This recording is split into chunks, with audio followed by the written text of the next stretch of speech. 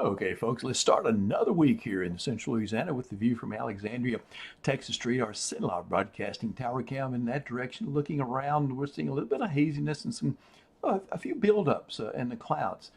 We could see a little increase in the coverage of the rain here this evening. We have not received what I thought we would yet. Look over in Leesville, we're actually seeing a shower from that. You can see a little rain shaft right in through there, that darkening below the base.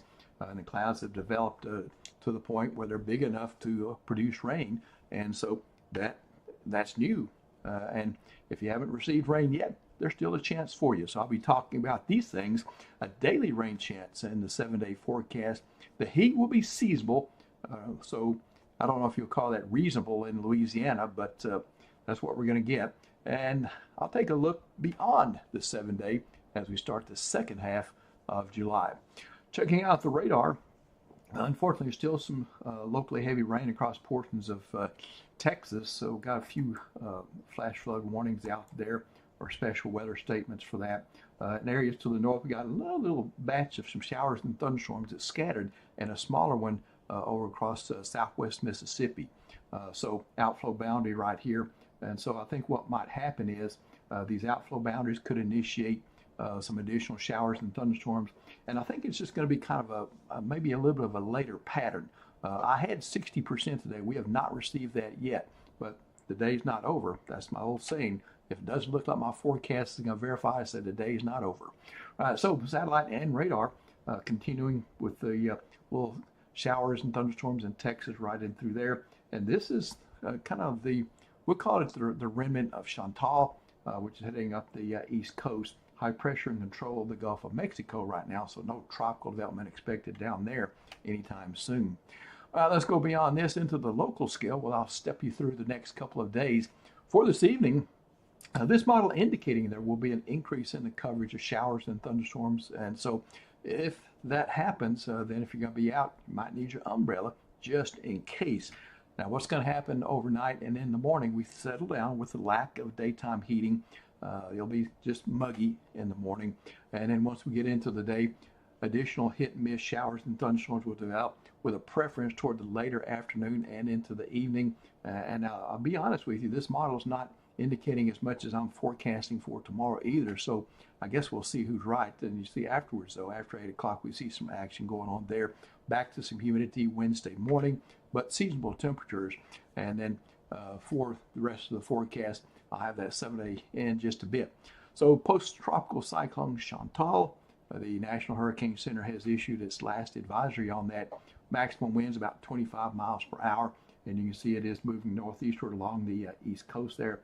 And that, of course, still leaves a path for some locally heavy rainfall catching some of the inland areas there. But, you know, the floods in Texas, and rightfully so, have taken the headlines, but there's been deaths associated with the flooding in Chantal back earlier in its forecast path across the Carolinas. And what's going to happen over the next 7 days, we don't expect anything in the Atlantic Basin. The Pacific may see some one new system or something like that, but for us on our side, nothing happening. We get rid of Chantal. So 7-day numbers, 70 and 70 and 60 for Tuesday, Wednesday, and Thursday. That is well above what we typically see this time of year as we approach the second week of July. Now, I think Friday rain chances go down some, but then we go back up and kind of steady out about 50-40% there for Saturday, Sunday. That's your weekend and into Monday. Notice the temperatures will be seasonally hot, but Wednesday and Thursday will offer us temperatures a little bit below the average during the daytime. Remember, the average is about 93 for a high. So some of these days are actually cooler than that, if you want to use that phrase in Louisiana in the summer. Lows about 72, 73 be common, and that is very typical as well. Now let's go beyond this 7-day forecast as we look through the July 15th through the 21st time frame. We see below normal activity here as far as the temperatures are concerned across portions of the southwest and going into the southern plains.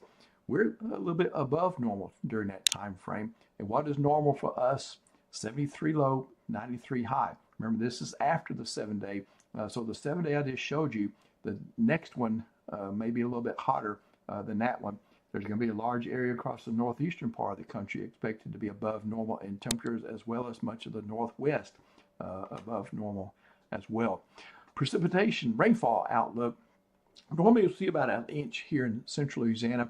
We're still in that above category where we get a double above temperatures and above rainfall in that 15th through the 21st of July. Again, the 8 to 14 day, beyond the 7 day, much above, probably in the southwest, maybe in the northwest, a little bit below normal, and a couple of areas near normal, as you see here across portions of the Central Rockies and Central Plains and portions of the Great Lakes and the Northeast. But again, for us, above the normal. So in order to interpret that, we would say chances are most rain gauges will catch more than an inch during that July 15th through 21st time frame.